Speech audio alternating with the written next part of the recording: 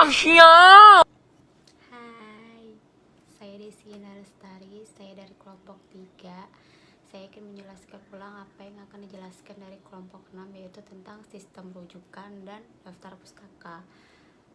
Kutipan adalah gagasan, ide, pendapat yang diambil dari berbagai sumber. Sebuah kutipan bisa diperoleh melalui tulisan maupun hasil wawancara, observasi, serta angket. Kutipan ada dua, kutipan langsung dan kutipan tidak langsung. Kutipan langsung yaitu dalam mengutip secara langsung, penulis tidak melakukan perubahan apapun terhadap teks atau bagian teks yang dikutip. Perubahan tidak langsung yaitu dalam kutipan tidak langsung, penulis diperkenakan untuk menggunakan kata-katanya sendiri tapi tidak mengubah makna pada teks aslinya melalui frase. Kutipan langsung. Ciri-ciri dari kutipan langsung yaitu tidak boleh ada perubahan terhadap teks asli. Tanda sik digunakan apabila ditemukan kesalahan pada teks. Tanda 3.3 digunakan apabila pada bagian kutipan hilang. Menggunakan sumber kutipan yang berlaku dalam bidang selingkuh. Ada dua cara melakukan kutipan langsung, yaitu kutipan langsung pendek dan kutipan langsung panjang. Kutipan langsung pendek. Kutipan langsung pendek, ketentuan untuk menentukan kutipan langsung pendek yaitu diintegrasikan langsung dengan tulisan. Penulis diapit oleh tanda kutip, menuliskan sumber kutipan baik di awal maupun di akhir kalimat. Kutipan langsung panjang yaitu dipisahkan dari tulisan penulis dengan spasi yang lebih kecil, diapit oleh tanda kutip ataupun tidak, menuliskan sumber kutipan di akhir kutipan.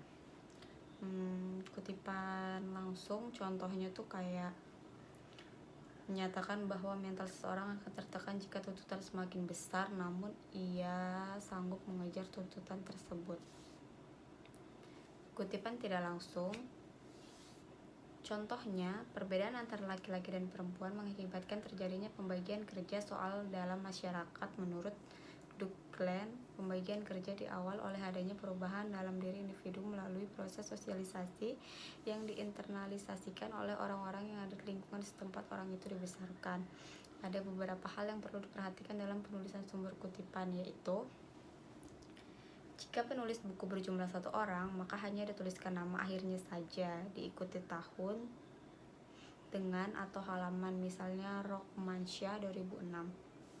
Catatan kaki adalah catatan di bagian bawah halaman. Catatan kaki juga ada yang diletakkan di akhir bab yang disebut dengan catatan belakang. Catatan belakang berada di akhir bab pada sebuah buku ataupun sebuah artikel. Menurut S. Nasution, catatan kaki atau footnotes adalah catatan kaki halaman. Kegunaannya untuk menyatakan sumber suatu kutipan pada buah pikiran atau ikhtiar. Fungsi catatan kaki: menjelaskan referensi yang dipergunakan bagi pernyataan dalam teks, menjelaskan komentar penulis terhadap pernyataan dalam teks yang dipandang penting sebagai keterangan mengenai suatu hal yang dimukakan dalam karangan ilmiah tersebut, menunjukkan sumber lain yang membicarakan hal yang sama. Apa itu daftar pustaka? Pasti kalian banyak yang tahu kan apa itu daftar pustaka, yang selalu ada muncul dimanapun setiap kita belajar membuat artikel atau majalah atau apapun itu.